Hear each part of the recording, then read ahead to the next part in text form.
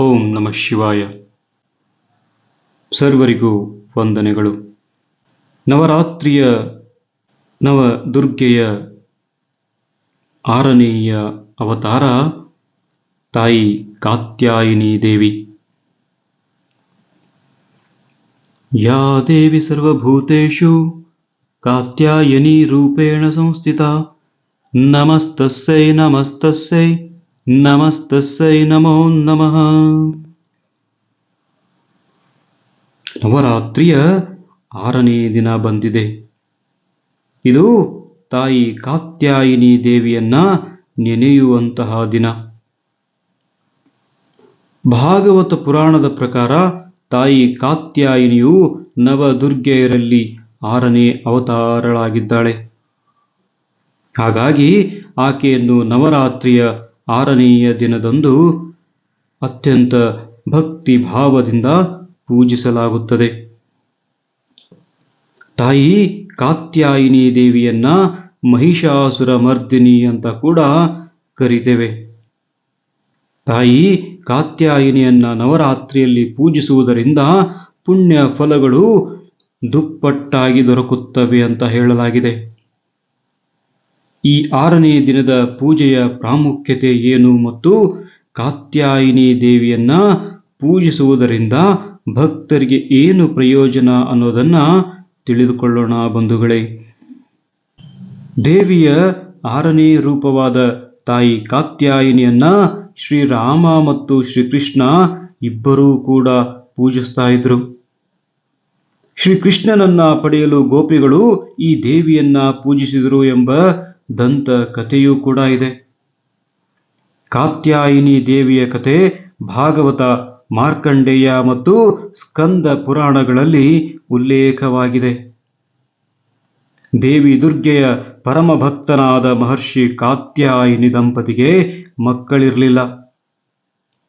ಅವರು ದೇವಿಯನ್ನ ಕುರಿತು ತಪಸ್ಸು ಕೈಗೊಂಡಾಗ ಆ ಜಗನ್ಮಾತೆ ಪ್ರತ್ಯಕ್ಷಳಾಗಿ ತಾನು ಕಾತ್ಯಾಯನ ಮಹರ್ಷಿಯ ಮಗಳಾಗಿ ಜನಿಸುವುದಾಗಿ ಆಶೀರ್ವಾದ ಮಾಡ್ತಾಳೆ ಅಂತ ಪುರಾಣದ ಕಥೆಗಳು ಹೇಳ್ತವೆ.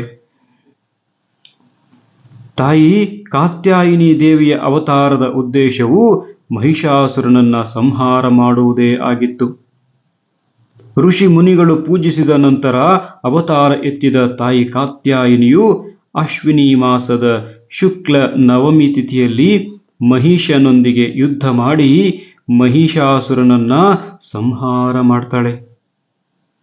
ದಶಮಿ ದಿನದಂದು ದೇವಿಯು ಜೇನುತುಪ್ಪ ತುಂಬಿದ ವೀಳ್ಯದ ಎಲೆಯನ್ನ ಸೇವಿಸಿ ನಂತರ ಮಹಿಷನನ್ನ ಕೊಂದಳು ಅಂತ ಪುರಾಣ ಕಥೆಗಳು ಹೇಳ್ತವೆ.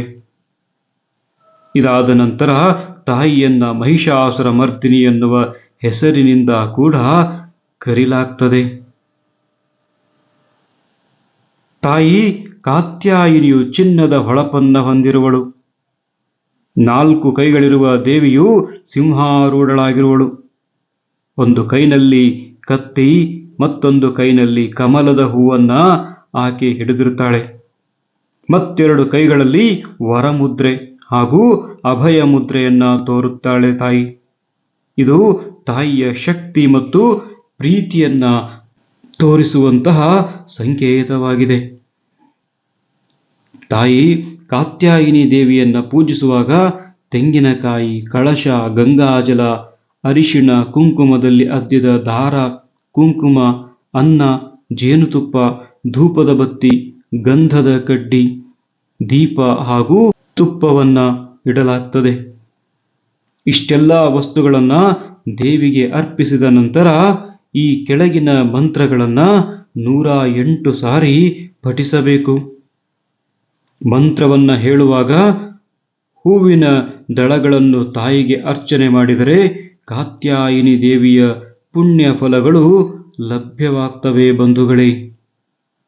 ಚಂದ್ರಹಾಸೋಜ್ವಲಕರ ಶಾರ್ದೂಲವರವಾಹನ ಕಾತ್ಯಾಯಿನಿ ಶುಭಂ ದದಾತ್ ದೇವಿ ದಾನವಘಾತಿನಿ. ಈ ಮಂತ್ರವನ್ನ 108 ಸಾರಿ ಜಪಿಸಬೇಕು. ಷಷ್ಠಿ ತಿಥಿಯಲ್ಲಿ ದೇವಿ ಆರಾಧನೆಗೆ ಜೇನುತುಪ್ಪ ಬಳಸುವುದನ್ನು ಈಗಾಗಲೇ ಹೇಳಿದೆ. ಈ ಜೇನುತುಪ್ಪವನ್ನು ದೇವಿ ಮುಂದೆ ಇಟ್ಟು ತೆಗೆದ ನಂತರ ಪ್ರಸಾದದಲ್ಲಿ ಬಳಸಿ. ಜೇನುತುಪ್ಪವನ್ನು ಬಳಸಿ ಮಾಡಿದ ಸಿಹಿಯಾದ ಪೂರಿಯನ್ನ ದೇವಿಯು ಬಹಳಷ್ಟು ಇಷ್ಟಪಡ್ತಾಳೆ.